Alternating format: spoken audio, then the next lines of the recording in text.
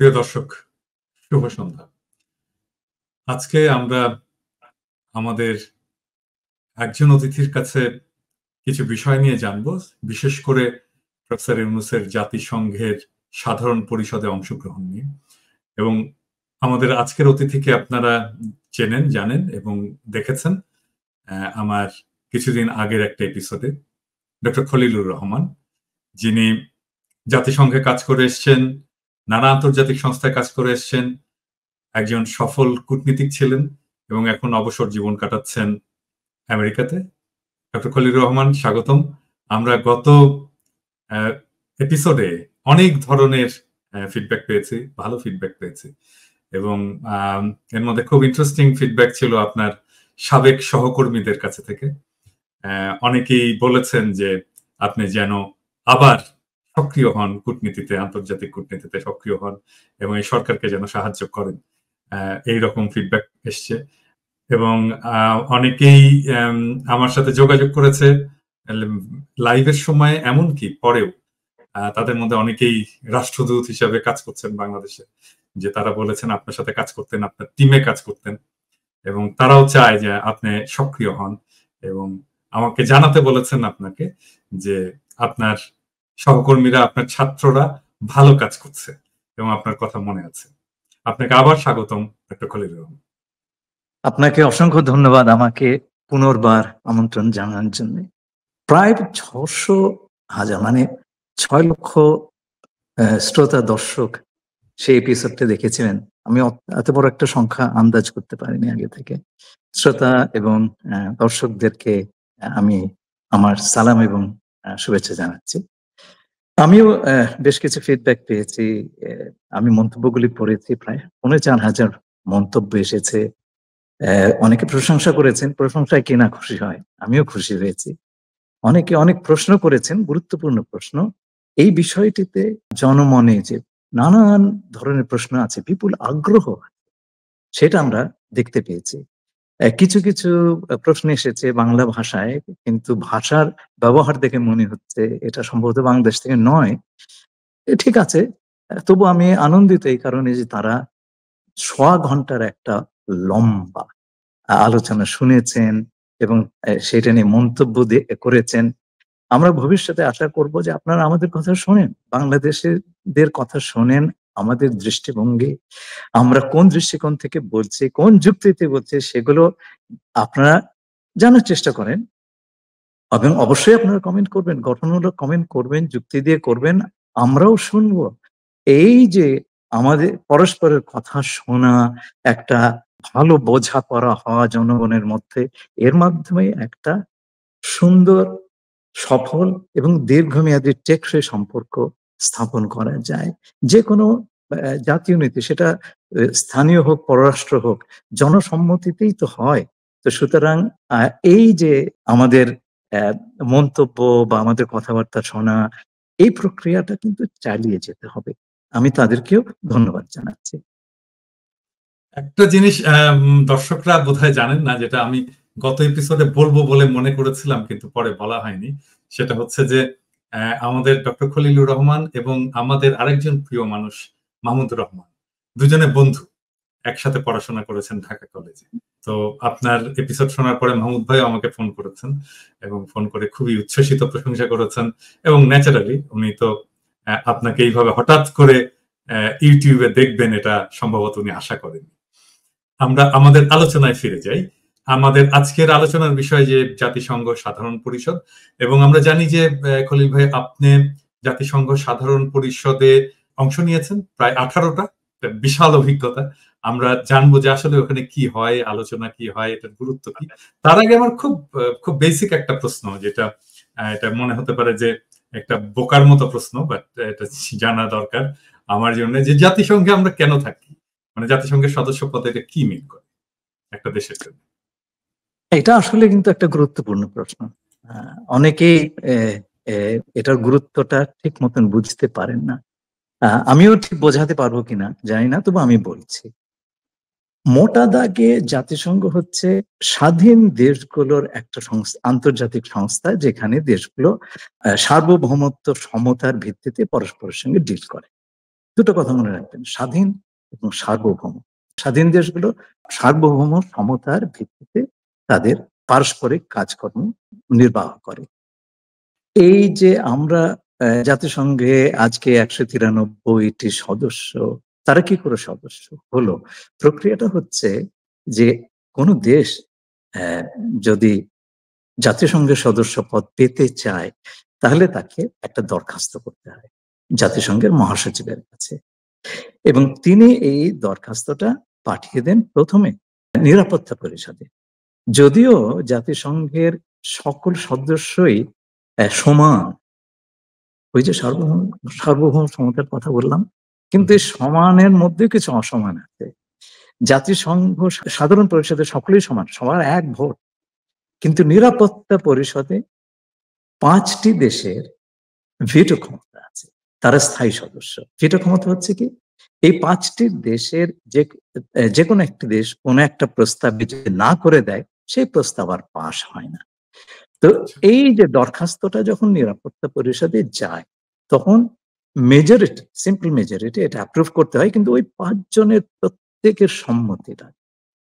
আমরা যখন প্রথম জাতিসংঘের সদস্য পদের জন্য আবেদন করি, চীন কিন্তু আমাদেরকে ভেটো দিয়েছিল, যার কারণে আমাদের প্রথম আবেদনটা এগোয় নাই।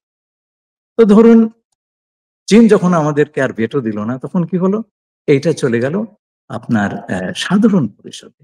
আজকে যেখানে 193 জন সদস্য দেশ আছে, সেইখানে কিন্তু সিম্পল মেজরিটি না, ওখানে 2/3 আপনার মেজরিটিতে ওটা আপনার অ্যাপ্রুভড হতে হবে, অনুমোদিত হতে হবে। এত সব প্রক্রিয়ার ভেতর দিয়ে যখন একটা দেশ অনুমোদন পায় সাধারণ পরিষদে, তখন দেশটি জাতিসংঘের সদস্য বলে বিবেচিত হলো। ওই আগে বললাম না, সার্বভৌম সমতা এবং আপনার স্বাধীনতা, স্বাধীন দেশগুলোর আন্তর্জাতিক সংগঠন, যেটা সার্বভৌম সমতার ভিত্তিতে পরস্পরের সঙ্গে দেশগুলো ডিল করে।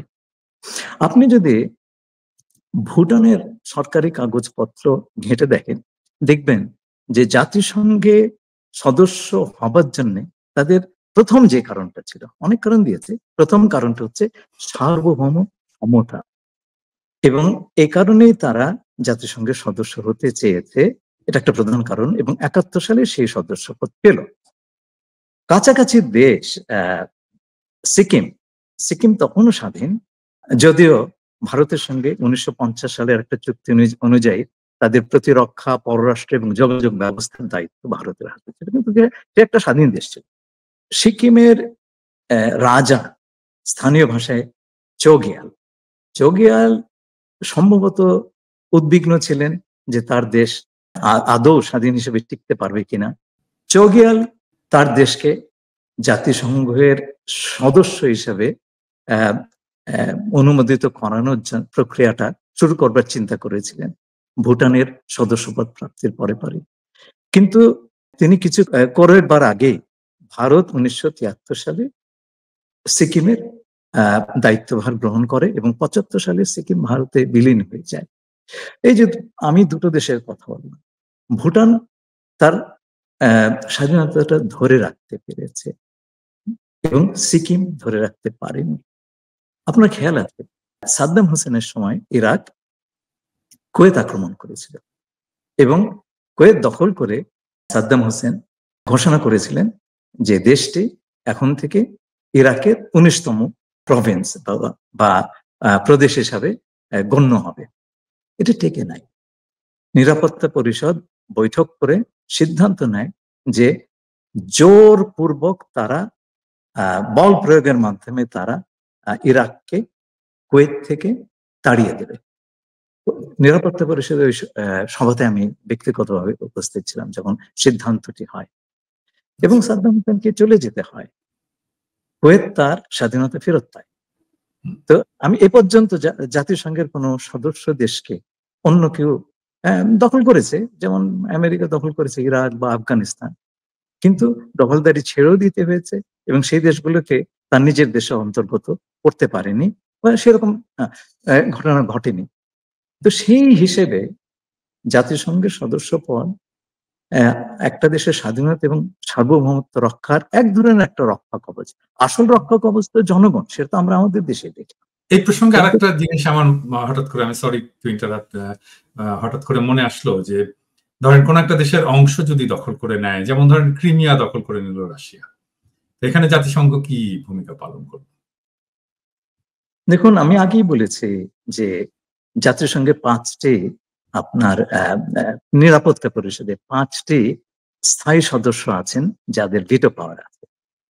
তারা হচ্ছে আমেরিকা, রাশিয়া, চীন, যুক্তরাজ্য বা ব্রিটেন এবং ফ্রান্স। এখন রাশিয়া, এদের যে কেউ ভেটো দিলে জাতিসংঘের কিছু করার নাই। আচ্ছা, এখন এইবার রাশিয়া আক্রমণ করলো ইউক্রেন, এখন এটা যদি নিরাপত্তা পরিষদে যায় তাহলে পরে তো রাশিয়া ভেটো দিবে। এক্স্যাক্টলি, আমি এই জায়গাটাতেই আসতে চাচ্ছিলাম যে মানে ক্রিমিয়া দখল করেও ধরে রাখতে পারলো রাশিয়া, জাতিসংঘ কিছুই করতে পারলো না, কারণ রাশিয়া নিরাপত্তা পরিষদের সদস্য এবং তার ভেটো পাওয়ার আছে, তাই তো? আমি যদি এইটুকু বুঝে থাকি। আচ্ছা, ভারত নিরাপত্তা পরিষদের সদস্য পদ পাওয়ার চেষ্টা করছে এখনো, এবং শেখ হাসিনা ভারতের নিরাপত্তা পরিষদের সদস্য পদ পাওয়ার জন্য ভারতকে সমর্থন করবে বলে প্রতিশ্রুতি দিয়েছিল। তাহলে ভারত যদি কখনো নিরাপত্তা পরিষদের সদস্য পদ পেয়ে যায়, তাহলে সেটা আমাদের জন্য, একটা স্বাধীন সার্বভৌম বাংলাদেশের জন্য কতখানি নিরাপত্তা ঝুঁকি সৃষ্টি করতে পারে? এটা কি ক্রিমিয়ার মতো কোনো ঘটনা ঘটাতে পারে? এটা হাইপোথেটিক্যাল প্রশ্ন, এবং আমরা কূটনীতিবিদরা হাইপোথেটিক্যাল প্রশ্ন সাধারণত জবাব দিই না। তো এখানে আমি একটু খুঁড়ে বলবো, জায়গাটা একটু খুঁড়ে বলবো। আচ্ছা, সেটা হচ্ছে কি জানেন, আপনার নিরাপত্তা পরিষদের স্থায়ী সদস্য হবার জন্য এটা কেবল ভারত না, জাপান চেষ্টা করছে, আপনার ব্রাজিল চেষ্টা করছে। তো এবং আমার মনে আছে এক সময় সম্ভবত বিএনপি আমলে জাপানের এই যে প্রচেষ্টা, সেটাতে বাংলাদেশ সমর্থন দিয়েছিল। এখন এইটার জন্য কিন্তু নিরাপত্তা পরিষদের 5 জন স্থায়ী সদস্যের অনুমোদন প্রয়োজন হবে। আপনি আমাকে বলেন, কোন অবস্থাতে চীন ভারতের স্থায়ী সদস্য পদ মেনে নেবে? সেটা কি হতে যাচ্ছে? 9 মণ তেল কি পুড়বে? রাধা কি নাচবেন? এটাই হচ্ছে $1 বিলিয়ন। বুঝলাম যে একটা একটা জায়গায় অন্তত আমাদের, আপনি প্রশ্নের উত্তর না দিলেও আমার দর্শকেরা নিশ্চয়ই বুঝতে পেরেছে যে ভারত যদি নিরাপত্তা পরিষদের সদস্য হয়, সেটা বাংলাদেশের স্বাধীনতা সার্বভৌমত্বের জন্য ভালো হবে না। এটা আমার দর্শকেরা বুঝে নিয়েছে, আপনি এটার উত্তর না দিলেও। আমি এরপরের প্রশ্নে যাই। আমাদের জাতিসংঘ সাধারণ পরিষদের অধিবেশনে, এই যে সাধারণ পরিষদের অধিবেশন, এই পরিবর্তিত পরিস্থিতিতে বিপ্লবোত্তর একটা সরকার তৈরি হয়েছে এবং প্রফেসর ইউনূস যাচ্ছেন, এইটার সিগনিফিকেন্স কি, এটার গুরুত্ব কি এখন আমাদের জন্য? ওনার এই জাতিসংঘের সফরটা আসলে গুরুত্বপূর্ণ দুটো কারণ। একটা হচ্ছে আপনি বললেন, একটা বিপ্লবাত্মক ঘটনা ঘটেছে, হ্যাঁ, ছাত্র জনতার আপনার বৈপ্লবিক অভ্যুত্থানের ফলে বাংলাদেশ থেকে একটি স্বৈর শাসন, একটি ফ্যাসিস্ট শাসনের অবসান ঘটেছে। শুধু তাই না, ভারতের সঙ্গে সেই রেজিমের যে বিশেষ ব্যবস্থা ছিল সেটাও ভেঙে গেছে। এখন আমরা একটা নতুন যাত্রা শুরু করেছি এবং অনেকে একে দ্বিতীয় স্বাধীনতা, দ্বিতীয় মুক্তি ইত্যাদি হিসাবে অভিহিত করেছেন এবং সেটার যুক্তি আছে। তো এটা একটা দিক। অন্য কিন্তু আরেকটা দিক আছে, সেটা হলো 1974 সালের 17ই সেপ্টেম্বর বাংলাদেশ জাতিসংঘের সদস্যপদ লাভ করে।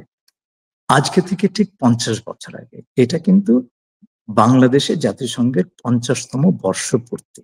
এই জিনিসটা আমাদের খেয়াল রাখতে, এবং এই 50 বছরে জাতিসংঘের সঙ্গে আমাদের সম্পর্ক অত্যন্ত ভালো ছিল।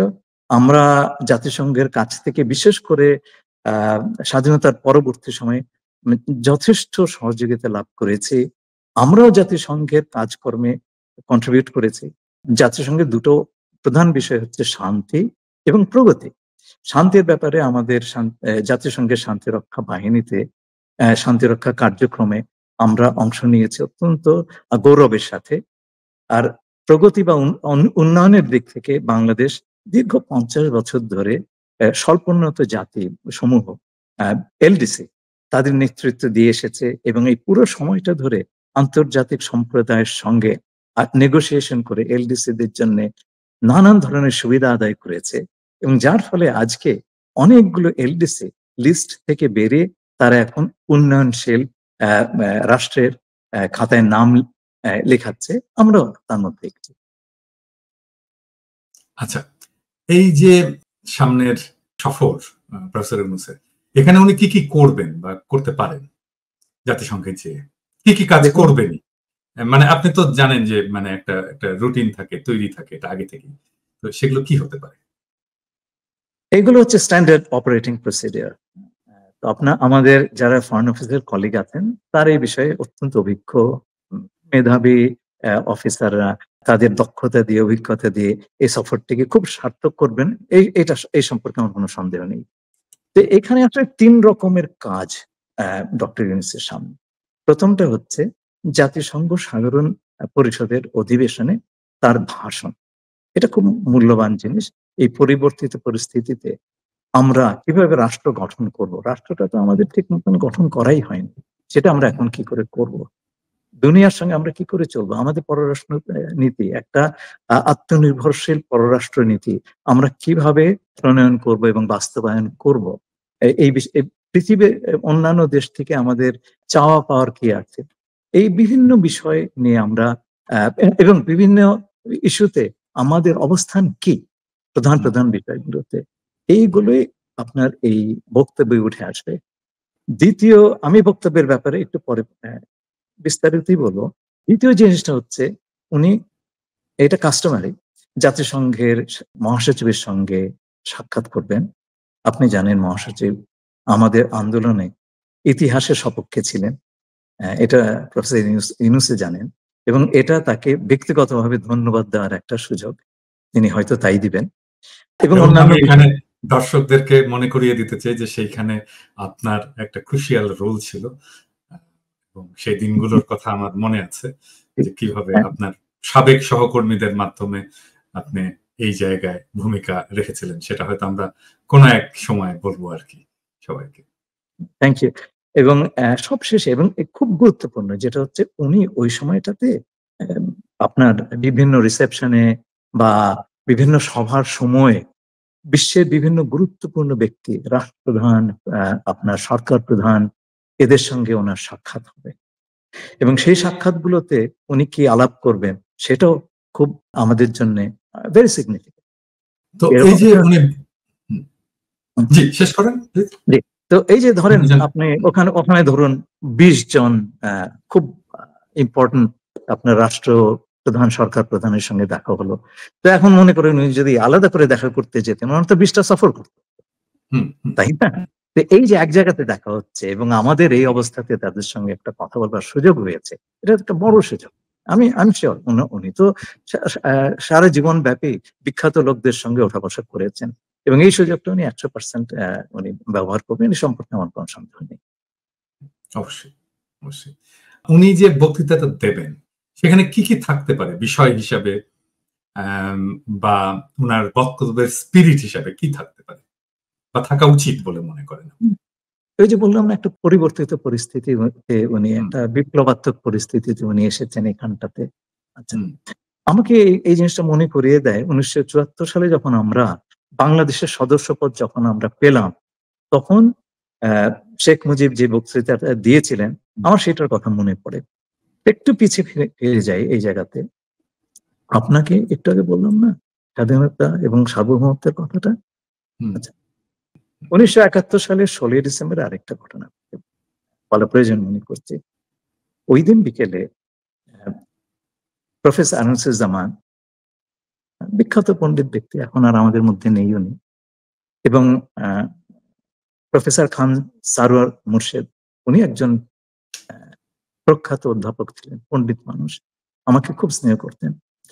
তো এই যে আমাদের উপদেষ্টা শারমিন মুর্শেদের বাবা উনি, তো ওনারা গিয়েছিলেন থিয়েটার রোডে বাংলাদেশের প্রবাসী সরকারের প্রধানমন্ত্রী তাজউদ্দিন সাহেবের সঙ্গে দেখা করতে, এবং ওনাকে অনুরোধ জানাতে যে পাকিস্তানি সৈন্যরা সারেন্ডার করছে, এই মুহূর্তে আপনার উচিত জাতির সামনে একটা ভাষণ দেওয়া।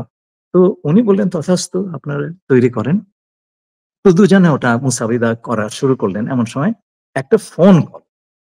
তো কলটায় তাজউদ্দিন সাহেব নিয়ে কিছুক্ষণ কথা বলে উনি ওনাদেরকে বললেন, আপনারা কথা বলুন। তো ওপারের থেকে যিনি কথা বলছেন, ওটা হচ্ছে দিল্লি থেকে জানালেন যে তাজউদ্দিন সাহেবের একটা বক্তৃতা ওনারা লিখে দিয়েছেন, ওটা ওনারা যদি সেটা ডিকটেশনটা নিয়ে নেন। ওনারা নিলেন। তো দুজন বেরিয়ে যাওয়ার সময় বললেন, আমরা কি এক প্রভুর থেকে আরেক প্রভুর হাতে পড়লাম? সুতরাং এই যে যে এই ভারতের ডমিনেন্স নিয়ে আওয়ামী লীগের ভেতরে দুশ্চিন্তা কিংবা উৎকণ্ঠা, এটার বিবিধ কারণ আছে। যখন শেখ মুজিব দেশে আসলেন, তার সামনে তো এটা একটা বড় প্রশ্ন, এবং সেইখান থেকে 1974 সালের 17ই ডিসেম্বর বাংলাদেশ যখন জাতিসংঘের সদস্যপদ লাভ করতে সক্ষম হলো, এই দীর্ঘ পথ বাংলাদেশকে পরিক্রম করতে হয়েছে। এই সদস্যপদ কিন্তু আমরা এমনি এমনি পাইনি। এই কথাটা আমাদের মনে রাখতে হবে। তো আজকের প্রেক্ষিতে আমি যে কথাটা বলবো, যেই বৈপ্লবিক পরিবর্তন হয়েছে সেটা 1971 সালের ঘটনার মতন এতটা সিগনিফিক্যান্ট না হলেও এর যথেষ্ট সিগনিফিক্যান্স আছে। এবং এই গৌরব গাথা জনতা, আমাদের ছাত্ররা যেভাবে ফ্যাসিজমের সামনে বুক পেতে দিয়েছিল এবং বিজয় ছিনিয়ে এনেছে, সেই গৌরব গাথা উনি বিশ্বকে শোনাবেন, এটাই তো আমরা আশা করি। সেই সঙ্গে উনি এটাও বলবেন যে আমাদের এই নবযাত্রায় নতুন বাংলাদেশ কি হবে, আমরা কি করে, কিসের ভিত্তিতে এই দেশটি চালাবো। গণতন্ত্র, মানবাধিকার, মানবতা বোধ, সাম্য, ন্যায় বিচার ইত্যাদি মূলনীতির ভিত্তিতে আমরা দেশটা চালাবো, এই কথাটা তো ওনাকে জানাতে হবে। আমরা যে আর ফ্যাসিবাদের আমলে ফেরত যাব না, নেভার এগেইন, সেই প্রতিজ্ঞাটাও সারা দুনিয়ার সামনে ওনাকে করতে হবে। দ্বিতীয় হচ্ছে যে এই নবযাত্রায় আমরা আমাদের আন্তর্জাতিক সম্পর্ক কিভাবে জনগণের মালিকানায় প্রণয়ন করব, বাস্তবায়ন করব, সে কথাগুলো ওনাকে তো জানাতে হবে। আমরা জাতিসংঘে একটা স্বাধীন সার্বভৌম হিসাবে অন্যান্য দেশগুলোর সঙ্গে ডিল করব এবং তার ভিত্তিতে শান্তি, প্রগতি, সাম্য, এই জিনিসগুলো যে কাজ করবে, পারস্পরিক সুবিধা, এগুলো যে আমাদের নীতির ভিত্তি হবে, সেই জিনিসগুলো ওনাকে অ্যাসিওর করতে হবে পৃথিবীর কাছে। তৃতীয়ত হচ্ছে, দেখুন, একটা বিষয় ওনাকে আমি পরামর্শ দেব, যদি আমার পরামর্শ দেওয়ার অবস্থা থাকে, তাহলে সেটা হচ্ছে যে একটা সরকার বদল হলে নতুন সরকার সাধারণত বলে যে আমরা আমাদের যে সমস্ত চুক্তি করেছিলাম অন্যান্য দেশের সঙ্গে আগে, সেগুলো বজায় রাখবো। এটা আমি অনেক নতুন সরকারকে বলতে শুনেছি। এই বিষয়ে আমি বলবো যে ওনার সম্ভবত নিশ্চুপ থাকাই ভালো, কারণ আমরা তো সব চুক্তি যে মানবো সেটা তো বলতে পারি না। অনেকগুলো চুক্তি তো রিভিউ হওয়ার দাবি উঠেছে এবং হয়তো রিভিউ হবে। আমরা তো সে ধরনের কথা শুনেছি। এই যে বললাম, জাতিসংঘের কাছ থেকে, মহাসচিবের কাছ থেকে আমরা যেই সংগ্রামের সময় উনি যে আমাদের পাশে এসে দাঁড়িয়েছিলেন, এই কথাটা দুনিয়ার কাছে সামনে আমাদের রেকগনাইজ করতে হবে। ওনার ভাষণে তার উল্লেখ থাকলে ভালো হয়। এখন যেমন ধরেন, high commissioner for human rights আমাদেরকে সাহায্য করছে এই জুলাই আগস্টের ঘটনার তদন্তের জন্য, এবং এর জন্য জাতিসংঘ ধন্যবাদ পেতে পারে। আমাদের কিছু চাওয়া পাওয়ার আছে, যেমন আমাদের দেশ থেকে প্রচুর পরিমাণ সম্পদ বিদেশে পাচার হয়েছে গত 15 বছর, সেগুলো কিছু বিশেষ বিশেষ দেশে গিয়েছে। আমরা দ্বিপাক্ষিকভাবে তাদের কাছে এই ব্যাপারে সহায়তা করার কথা বলেছি, কিন্তু এই জিনিসটা আমাদেরকে এই বক্তৃতাতে বলা দরকার। এই কারণে জাতিসংঘ এবং জাতিসংঘের অঙ্গ সংস্থানগুলো এই বিষয়ে আমাদেরকে সাহায্য করতে পারে, 1 নম্বর। 2 নম্বর কথা, সারা বিশ্ব জানলো যে আমরা আমাদের হৃত সম্পদ ফিরে পাওয়ার জন্য প্রচেষ্টা করছি। এইটা যে সমস্ত দেশে এই টাকাগুলো, অর্থ বা সম্পদ দিয়েছে, তাদের উপর একটা চাপ সৃষ্টি করবে। এই চাপটা দরকার আছে। একটা নগদ প্রাপ্তি আছে, উনি যদি চান সেই প্রাপ্তিটা আমরা সহজেই আদায় করতে পারবো। আমার দীর্ঘ অভিজ্ঞতা তাই বলে। দেখুন 2026 সালে এলডিসিদের গ্রুপ থেকে আমাদের চলে যাওয়ার কথা। নিয়মটা হচ্ছে যে জাতিসংঘ সচিবালয় কোন কোন দেশ এলডিসি থেকে উত্তরণের যোগ্যতা অর্জন করেছে তার একটা লিস্ট তৈরি করে, এবং সেইটা অনুযায়ী আমাদেরকে কয়েকটা বছর আগে আইডেন্টিফাই করা হয়েছিল। হঠাৎ করে লিস্ট থেকে বের করে দিলে নানান রকম দুর্যোগ হতে পারে অর্থনীতিতে, সেই কারণে একটা ট্রানজিশন পিরিয়ড দেয়, ঠিক? এবং সেই ট্রানজিশন পিরিয়ড অনুযায়ী 2026 সালে আমাদের এই এলডিসি গ্রুপ থেকে বেরিয়ে যাওয়ার কথা। সমস্যাটা হচ্ছে যে ট্রানজিশন পিরিয়ডে আমাদের অর্থনীতি একটা ভঙ্গুর অবস্থায় পড়ে গেছে, প্রফেসর ইউনূস নিজেই স্বীকার করেছেন। এবং এই আন্দোলনের ফলেও তো কিছু ডিসলোকেশন হয়েছে, যেটা এখনো চলছে। আমি মনে করি উনি আমাদের এই যে গ্রাজুয়েশন, এলডিসি লিস্ট থেকে বেরিয়ে যাওয়া, এটার জন্য 3টি বছর অতিরিক্ত সময় চাইতে পারেন, এবং চাইলে এটা আমরা পাবো। আমার অভিজ্ঞতা অনুযায়ী আমি বলতে পারি এটা আমরা পাবো, এবং পেলে আমাদের একটু হাঁপ ছাড়া সময় হবে। আমাদের বিভিন্ন কারখানার শ্রমিক বা শিল্প উদ্যোক্তা তাদের লাভ হবে। তো এই জিনিসটা আমি ওনাকে বিবেচনা করতে বলবো। আচ্ছা, এখানে আর যে প্রশ্নগুলো আমি করব এটা ইন্টারকানেক্টেড। যেমন ধরেন প্রফেসর ইউনূস জেনারেল সেক্রেটারির সাথে দেখা করবেন এবং নানা রাষ্ট্রপ্রধানের সাথে দেখা করবেন। জেনারেল সেক্রেটারির সাথে দেখা করে উনি কি বলবেন ব্যক্তিগতভাবে, এবং অন্যান্য রাষ্ট্রপ্রধানদের সাথে যখন দেখা করবেন সেখানে তিনি কি বলবেন ওনাদের কাছে? দেখুন, মহাসচিবের সঙ্গে যখন দেখা করবেন, যে কথাগুলো উনি ওনার ভাষণে বলে উল্লেখ করবেন যে he was on the right side of history, সেটা একটু বিশদ করেই বলবেন। ভাষণে তো আর সব কথা ওইভাবে বলা যায় না, এবং তাকে ধন্যবাদটা দেবেন। কিন্তু একটা বিষয় যেই আপনার উনি ব্যক্তিগতভাবে আমাদের মহাসচিবকে বলতে পারেন, সেটা হচ্ছে এখন আমরা যে অবস্থা দিয়ে যাচ্ছি, আমাদের দেশের স্থিতিশীলতা এবং আমাদের ট্রানজিশনটা, ডেমোক্রেটিক ট্রানজিশন, সেই প্রক্রিয়াটা খুব সহজ নয়। আমরা সরকারকে এখনো সংহত করতে পারিনি। আমরা নানান রকম সংকেত দেখছি। এই যে আগের ইন্টারভিউতে আমি বলেছি যে ভারতের বাংলাদেশ নীতি বিপর্যয়ের ফলে হাসিনা পলায়নের পরে যে শূন্যতার সৃষ্টি হয়েছে, তার সুযোগ নানান স্বার্থ, নানান দেশ, নানান শক্তি নিচ্ছে। আমরা সম্ভবত জানিও না কি হচ্ছে।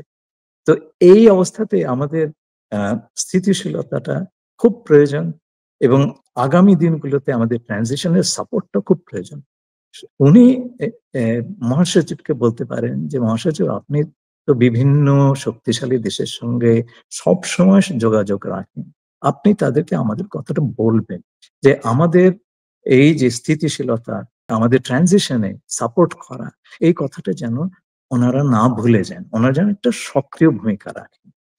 তাতে হয় কি জানেন, আমরা তো বলছি মহাসচিবের কাছ থেকে এলে এটার একটা অধিকতর গুরুত্ব থাকে।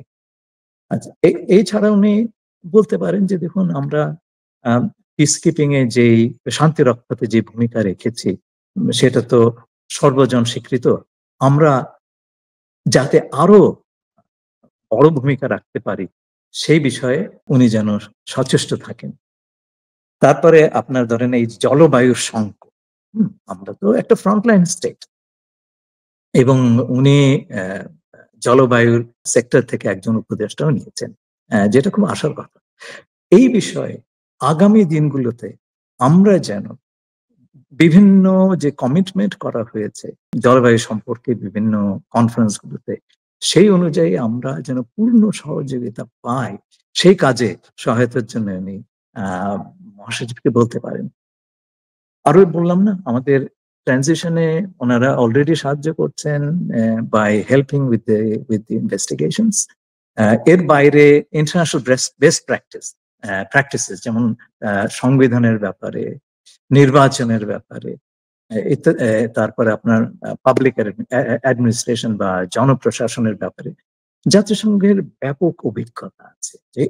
আমরা তো ধরেন দুনিয়াতে যেই যেই জায়গাতে উত্তম দৃষ্টান্ত আছে সেগুলোতে ফলো করবো। সেই ব্যাপারে প্রফেসর ইউনূস যদি জাতিসংঘের মহাসচিবকে রিকোয়েস্ট করেন যে আপনি একটা বিশেষ উদ্যোগ নিয়ে আমাদের এই রিফর্ম এজেন্ডাকে সাপোর্ট করেন উইথ সাবস্ট্যান্টিভ ইনপুটস, এবং জাতিসংঘের বিভিন্ন অঙ্গ সংস্থানগুলো যাতে এই কাজে আমাদের সহযোগিতা করে, অ্যাক্টিভলি আমাদের সঙ্গে কোঅপারেট করে, এই কথাটা উনি তাকে বলতে পারেন।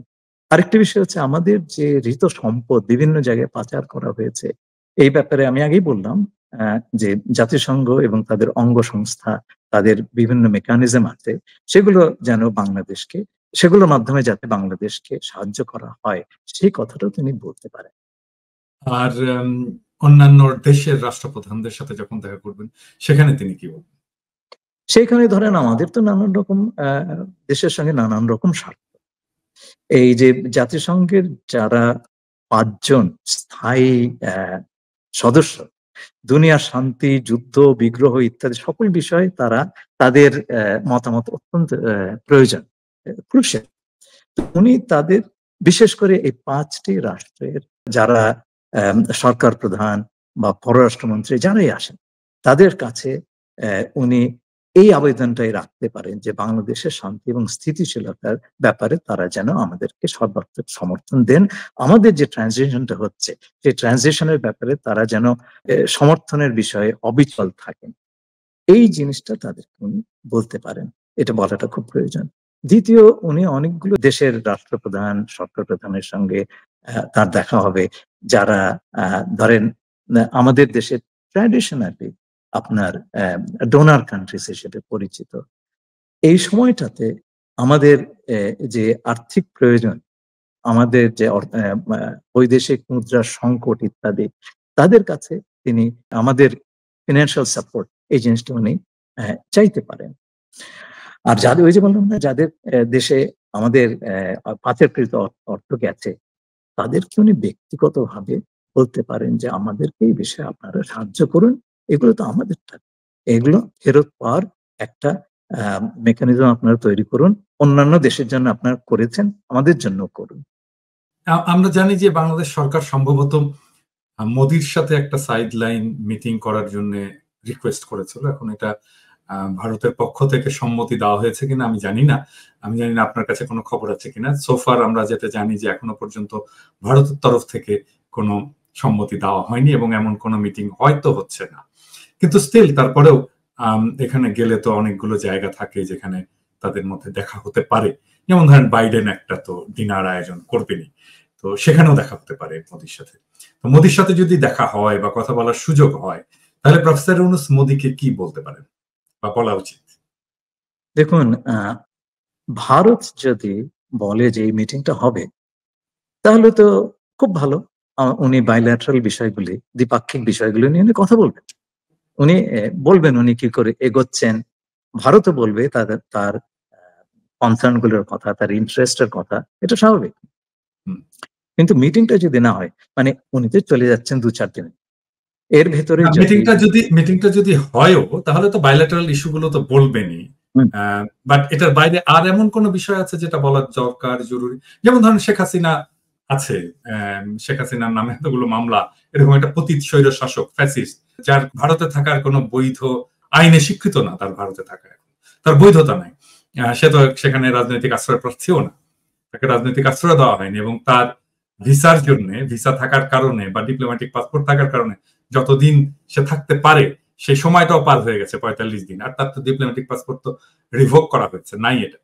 তো শেখ হাসিনা প্রসঙ্গে বা যারা এখান থেকে পালিয়ে যাচ্ছে, ধরেন বিপ্লব পালিয়ে গেল, বিপ্লব পালিয়ে তো গেল ভারতে, তো যারা পালিয়ে যাচ্ছে, এই প্রসঙ্গে কি এই বাইল্যাটারাল মিটিং এ কোনো বিষয় আসতে পারে বা আসা উচিত বা আসার সময় হয়েছে? দেখুন, বাইল্যাটারাল মিটিং এ কি কি আসবে, এটা তো ধরেন মিটিং এর সিগন্যাল পেলেই তার আলোচ্য সূচি আমরা ঠিক করতে পারি। এটা অলরেডি ইটস টু লেট। আমার মনে হয় না এই ধরনের মিটিং এর সম্ভাবনা আছে। উনি তো চলে যাচ্ছেন ২-৪ দিনের ভেতরে। তবুও মনে করেন যে শেষ মুহূর্তে তারা সিদ্ধান্ত নিল যে তারা এনগেজ করবে, তাহলে পরে এই কথাগুলো তো অলরেডি উনি বলেই দিয়েছেন। হ্যাঁ, তো এবং আমরা যেমন যেমন ধরুন ওখানে বসে শেখ হাসিনা যদি কথাবার্তা বলেন, এটা তো আমাদের জন্য গ্রহণযোগ্য নয়। যদি মিটিং হয় তাহলে আমরা ধরে নিব ভারত তার সঙ্গে আহ, একটা এনগেজমেন্টে যাওয়ার সিদ্ধান্ত নিয়েছে। কিন্তু এটা কেবল শুরু। হ্যাঁ, এবং এই শুরুর জায়গাটাতে আমরা তো ভারতকে সম্পূর্ণভাবে এনগেজ করতে পারবো না এই একটা মিটিং। আমরা সেটা সূত্রপাত করতে পারি। উনি যেটা বড়জোর বলতে পারেন যে আমাদের এখানটাতে এত বড় একটা বৈপ্লবিক পরিবর্তন হয়ে গেছে, ভারত আমাদের জন্য একটা অত্যন্ত গুরুত্বপূর্ণ দেশ, কারণ আমার বৃহত্তম প্রতিবেশী, তাদের সঙ্গে আমরা সর্বোত্তম সম্পর্ক চাই, কিন্তু তার ভিত্তি হবে পারস্পরিক শ্রদ্ধা, সম্মান, বিশেষ করে আমাদের স্বাধীনতা এবং সার্বভৌমত্বের ব্যাপারে পারস্পরিক সম্মান, এবং এটা হতে হবে পারস্পরিক লাভ বা মিউচুয়াল আপনার বেনিফিটের জন্য। তো এই প্রিন্সিপাল গুলির বাইরে কিছু বলবার অবকাশ ওনার হবে কিনা আমার সন্দেহ আছে। দ্বিতীয়ত হচ্ছে শেখ হাসিনার ব্যাপারে উনি মোদীকে কি বলবেন, এটা কিন্তু হাইপোথেটিক্যাল কথাবার্তা হচ্ছে আমাদের, কারণ মিটিংটা হচ্ছে কিনা আমরা জানি না। যদি হয় তাহলে পরে শেখ হাসিনার প্রশ্নে আমরা আমাদের দেশে আন্তর্জাতিক মানবাধিকার লঙ্ঘনের অপরাধ, মানবতা বিরোধী অপরাধের যে ট্রাইব্যুনাল করেছে, সেটাতে তার বিচারের যে বন্দোবস্ত করেছে, সেই বিচারটাতে তো তাকে হাজির হতে হবে। এই উদ্যোগটা নেওয়া হয়ে গেছে, চিফ প্রসিকিউটর অ্যাপয়েন্টেড হয়ে গেছে, বিচার কার্য শিগগিরই শুরু হবে। আমরা সেই কথাটা বলতে পারি ভারতীয়দেরকে যে দেখুন, বিচার শুরু হয়ে গেলে আপনারা তো রাখতে পারবেন, তাকে ফেরত দিতে হবে, বিচারের সামনাসামনি আসতে হবে। আমরা বিচারটা ট্রান্সপারেন্টলি করব, বিচারটা ন্যায্য বিচার হবে, বিচারটা এমন হবে যে যারা অভিযুক্ত তারাও বলবে যে না, ন্যায় বিচারটা হয়েছে। সুতরাং তাকে আমাদের আদালতের সামনে হাজির করার জন্য আপনাদের সাহায্য প্রয়োজন।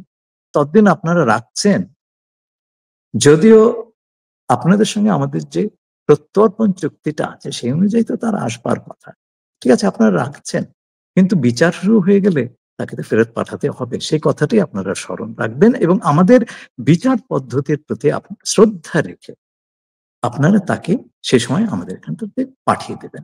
এই কথাটি বলা যায় এই মুহূর্তে, কারণ আমরা তো সেদিকে এগোচ্ছি। দ্বিতীয়ত যে কথাটা তিনি বলতে পারেন যে বাংলাদেশ ভারতের যে সম্পর্ক, এটা আমাদের জন্য অত্যন্ত গুরুত্বপূর্ণ সম্পর্ক। এই সম্পর্কটাকে আমরা একটা স্থায়ী ভিত্তিতে প্রতিষ্ঠিত করতে চাই। এই সম্পর্কটা দুদেশের ভেতরে সম্পর্ক হতে হবে এবং সম্পর্কটার প্রধান ভিত্তি হবে যেটা আমি আগে বললাম, আমরা আপনাদের স্বাধীনতা, সার্বভৌমত্ব, আঞ্চলিক অখণ্ডতা ইত্যাদি প্রশ্নে যেমন সমর্থন দেব, তেমনি আপনাদেরকেও তো একই বিষয়ে আমাদের প্রতি শ্রদ্ধাটা রাখতে হবে। আমরা যে পররাষ্ট্রনীতি প্রণয়ন করছি সেটার মালিক হবে জনগণ, এবং আমাদের জনগণের ইচ্ছার প্রতি আপনাদের শ্রদ্ধা থাকবে, আমরা সেটাই আশা করি। আমরা আগের যুগে ফেরত যেতে পারবো, এটা একটা নবযাত্রা। আসুন আমরা এই নবযাত্রাটা এমন ভাবে করি যাতে দুদেশেরই লাভ হয়, আমরা একটা টেকসই দীর্ঘস্থায়ী সম্পর্ক প্রতিষ্ঠা করতে পারি। আগের যে ব্যবস্থাটা ছিল সে তো টিকলো না, এটা আমাদের জন্য তো খুব খারাপ হয়েছে, আপনাদের জন্য তো কোনো লাভের বিষয় হলো। আপনারা এক ঝুড়িতে সকল ডিম রেখে দিয়ে পরে দেখা গেল সব নষ্ট হয়ে গেছে। তো আমরা আগামীতে ধরুন দুটো সৎ প্রতিবেশী দেশ, সৎ প্রতিবেশী হিসেবে একটা সুন্দর সম্পর্ক গড়ে তুলি। এটা আপনাদেরও লাভ, আমাদেরও লাভ। সুসম্পর্ক একটা সম্পদ, আপনারা এই বিষয়ে এটাকে একটা অ্যাসেট হিসেবে দেখবেন। এখানে আমি আরেকটু, আপনি কূটনীতিবিদ হিসেবে খুবই সফটলি এটাকে বললেন, কিন্তু আমি এবং আমার দর্শকেরা বিষয়টাকে অবশ্যই অন্যভাবে দেখি। যেমন ধরেন, আমরা যাই বলি না কেন ভারত সম্পর্কে, মানে ব্যাক ইন আওয়ার মাইন্ডে সবসময় খেলা করবে গত 15 বছর ভারত আমাদের সাথে কি করেছে, এটা তো আমরা ভুলে যাব না, ভুলে যাওয়া উচিত না। এই জন্যে আমাদের ভারতের সাথে আমাদের যে সম্পর্কটা, এই সম্পর্কটা হওয়া উচিত এমন যে ভারতকে এখন একতরফা ভাবে দিতে হবে, দেখাতে হবে তার গুডউইল, সে কি করতে চায় তার জেস্চার দেখাতে হবে যে আসলেই সে সংশোধিত হয়েছে। এবং আমাদের আসলে সম্পর্কের ব্যাপারে ইনডিফারেন্ট থাকাটা ভালো। আচ্ছা ঠিক আছে, দেখি আপনার যা ভালো মনে হয় করেন, এরকম আর কি। হ্যাঁ, তোমার যা ভালো মনে হয় করো। হ্যাঁ, এরকম করে আমরা বলবো আর কি। কিন্তু ভারতকে সম্পর্কটা উন্নয়নের জন্য এবং সম্পর্কটাকে এমন একটা জায়গায় নিয়ে যাওয়ার জন্য চেষ্টা করতে হবে যেন বাংলাদেশের মানুষ মনে করে যে না, সে ভালো হয়ে গেছে, ঠিক হয়ে গেছে। আদারওয়াইজ ভারতের সাথে সম্পর্ক কোনোদিন আপনাকে বলি, হ্যাঁ, আমি কূটনৈতিক ভাষাতে বলেছি, এটা সত্যি। কিন্তু একটা জিনিস মনে রাখবেন, আমাদের ভাষাটা কিন্তু মিছরির ছুরি, শুনতে সুন্দর শোনায়, কিন্তু তার ভেতরে অনেক কিছু লুকিয়ে থাকে। যারা বোঝবেন তারা বোঝে। আমি যখন বুঝবে, আমার দর্শকদের হ্যাঁ, জন্য আমি ওনারা সেভাবে বুঝবে, বললাম। কিন্তু আপনি যদি জনগণের কাছে জনগণের ভাষায় বলতে বলেন, আচ্ছা তাই বলছে, আমাদের সার্বভৌমত্ব, আমাদের স্বাধীনতা, আমাদের আঞ্চলিক অখণ্ডতা, এটাতে যারা হাত দেবে তার সঙ্গে কোনো কথা নেই। সিধে হ্যাঁ, সিধে। কিন্তু সেইটা তো আপনি এইভাবে বলতে পারবো না। ভারতের সঙ্গে যখন বলবো তখন বলবো, ভাই আমরা তোমারটা শ্রদ্ধা করছি, তোমরা আমাদেরটা শ্রদ্ধা করো। সেজন্য আমরা বলি যে মুরব্বীরা মুরব্বীদের মতো বলুক, কিন্তু মুরব্বীরা যেন আমাদের বুকের কথাটা, বুকের ভাষাটা বুঝে তারপরে উনার বাক্যটাকে ফ্রেম করেন, এবং ভারত যেন বোঝে যে আসলে আমরা বা তরুণ সমাজ বা জনগণ আসলে ভারত সম্পর্কে কি ধারণা রাখে। খলিল ভাই, আমরা শেষ পর্যায়ে চলে এসেছি এবং একটা প্রশ্ন করতে চাই, যেটা জয়শঙ্কর কিছুদিন আগে বলেছেন, আমাদের প্রিয় জয়শঙ্কর। সেটা হচ্ছে, আমি বলি যে জয়শঙ্করকে যত স্মার্ট দেখায় আর কি, সে তত স্মার্ট না, এবং তার টেনিউরেই মানে ভারতের পররাষ্ট্রনীতি সবচেয়ে বেশি পর্যদস্ত হলো এই অঞ্চলে আর কি। এনিওয়ে, তো জয়শঙ্কর বলেছে যে বাংলাদেশ যেমন ইন্ডিয়া লকড, এবং সেই হিসাবে তার উত্তর পূর্বাঞ্চল বাংলাদেশ লকড। তো সেই জন্য এই দুই জায়গায় আমাদের দুই দেশের করণীয় কিছু আছে আর কি, সহযোগিতার জায়গা আছে। এই প্রসঙ্গে আপনার কি মনে হয়, কথাটা কি সে ঠিক বলেছে? দেখুন, এটা নির্ভর করছে আপনি মানচিত্র কোন জায়গাটা দেখেন। উনি দেখছেন বাংলাদেশের সঙ্গে ভারতের মানচিত্র। আচ্ছা, আমরা একটু বিস্তৃত পরিসরে যদি পুরো দক্ষিণ এশিয়ার মানচিত্রটা দেখি, তাহলে আপনি দেখবেন যে ভারত কিন্তু একই হিসাবে চায়না এবং পাকিস্তান, তার দীর্ঘতম সীমান্ত হচ্ছে তার দুটো শত্রু দেশের সঙ্গে। তো আপনি যখন একজনকে বলেন যে বাংলাদেশ তুমি কিন্তু ইন্ডিয়া লকড, মানে ইন্ডিয়া আমাদের চারদিকে ঘিরে আছে, তখন আমাদের একটা ভয় যায়, একটা সিজ মেন্টালিটি যেটা বলে, ওরা তো এসে আমাকে মেরে দিবে। কিন্তু আমি যদি ভারতকে বলি যে আপনারা কিন্তু চায়না এন্ড পাকিস্তান লক, তারা কিন্তু সেভাবে চিন্তা করবে। এটা হচ্ছে একটা মাইন্ড গেম। হ্যাঁ, তো এটা একটা, আপনি ট্র্যাপে পড়ে যাচ্ছেন ওই চিন্তা করে, ভারত তো আমাদেরকে চারদিকে ঘিরে আছে, না জানে কি করে। হ্যাঁ, সেই চিন্তা আবার অহর্নিশে কাটবে, ঘুমাবে। আসলে হচ্ছে কি, দেখেন না, ফিনল্যান্ডের প্রায় পুরো সীমান্তটাই তো রাশার, আরো কিছু আছে স্ক্যান্ডিনেভিয়ানদের সঙ্গে। আমি তো কখনো শুনিনি ফিনল্যান্ড ইজ রাশার লক। তেমনি কানাডার সীমান্ত দেখেন আমেরিকার সঙ্গে, তাই না মূলত? তো আমি তো শুনি না কানাডা ইজ আমেরিকার লক, এই কথাগুলো ওঠেও না। তো এগুলো হচ্ছে আপনার ধরেন, এগুলো বললে যে জিনিসটা হয়, একটা সিজ মেন্টালিটি হয়, আপনি তখন ভয়টা পেয়ে যাবেন, আমার তো কোনো অপশন নাই। তো দেখুন, যে দেশের মুক্ত আকাশ আছে, মুক্ত সমুদ্র আছে, তার জন্য দুনিয়াটাই খোলা, দুনিয়াটাই আপনার অপশন। আমাদের অনেক অপশন আছে।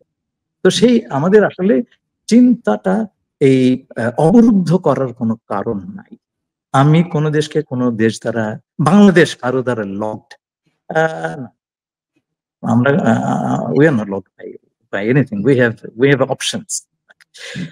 তো হ্যাঁ, এইটা যদি বলেন যে ঠিক আছে, আমরা নিকট প্রতিবেশী, আপনাদের সঙ্গে আমাদের অনেক কিছু কাজ করার আছে, আমাদেরও ঠেকা আছে, আপনার কাছে পারস্পরিক ঠেকা আছে তো, প্রতিবেশীদের সঙ্গে থাকে না? তো হ্যাঁ, তারা যদি আমাদের ঠেকাটা স্বীকার করেন এবং আমরাও জানি আমাদের কি ঠেকা আছে, এবং পারস্পরিক আপনার বেনিফিট বা লাভালাভের চিন্তা করে আমরা যদি আমাদের সম্পর্কটা পারস্পরিক সম্মানের দীর্ঘমেয়াদী একটা ভিত্তিতে তৈরি করতে পারি, তাতে তো কারো আপত্তি থাকার কথা নেই। একটু বললাম না, যে কোনো একটা সম্পর্ক, আপনার ব্যক্তিগত সম্পর্ক হোক, একটা দেশের সম্পর্ক, এগুলো হচ্ছে এক ধরনের অ্যাসেট।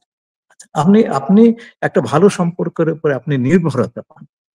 তো ভারতের আমাদের কাছে, আমরা তো ভারতকে আক্রমণ করতে যাচ্ছি না, আমরাও আশা করবো না ভারত আমাদের আক্রমণ করুক, কিন্তু আমরা গত 15 বছর ধরে বাংলাদেশে যে ধরনের বন্দোবস্ত দেখেছি, সেই বন্দোবস্ত তো আমাদেরকে নানানভাবে ক্ষতি করেছে।